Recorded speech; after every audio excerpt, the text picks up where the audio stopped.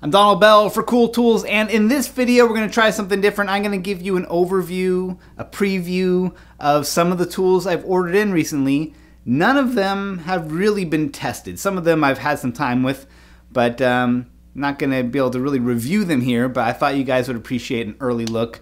Also, almost all of them, with the exception of one, are under $10. So take what you can from this. I've got Amazon links for all of these tools in the description. First up, the Komelon Gripper Speed Mark 25-foot tape measure. This one cost me just under $9 on Amazon. I've been buying up a few different measuring options here for a comparison video that I'm working on. No spoilers, but this is one of my favorites so far. It's well built and the measurements are extremely easy to read. You also get fractional measurements written out. At $9, it's an easy one to recommend already.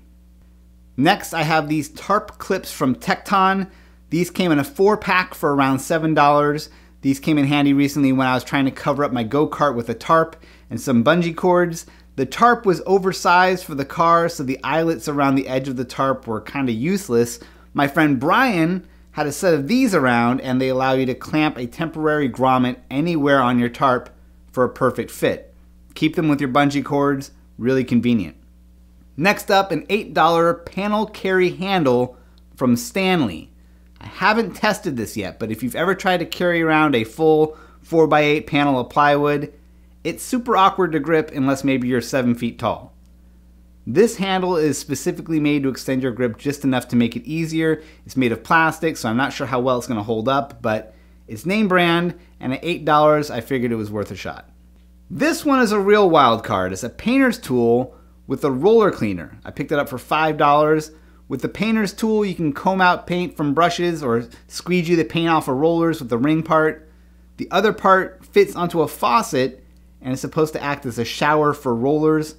I'm skeptical, but I'm willing to give it a shot for the price. Here's the splurge item on the list. It's a filler primer spray paint that costs $15 a can. I've used this specifically on getting smooth finish on 3D prints. The filler gets into the grooves and holes, and the primer gives a foundation for more paint.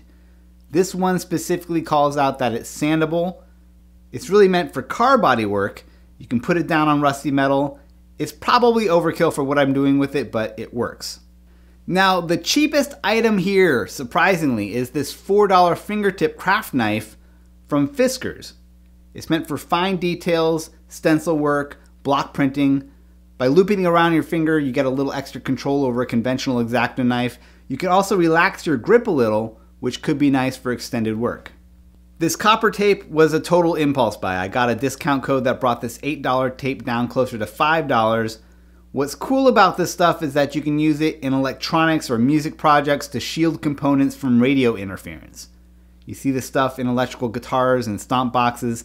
It's also good for paper circuit experiments because it's conductive. Finally, on the recommendation of writer Austin Kleon, I got a 12-pack of black Crayola markers. I never knew that you can get these in just a single color pack. This is a little like an anti-Sharpie. The line it lays down is almost like a watercolor line. Austin uses them for notebook art. I got them in for a scribbling robot project that I'm working on.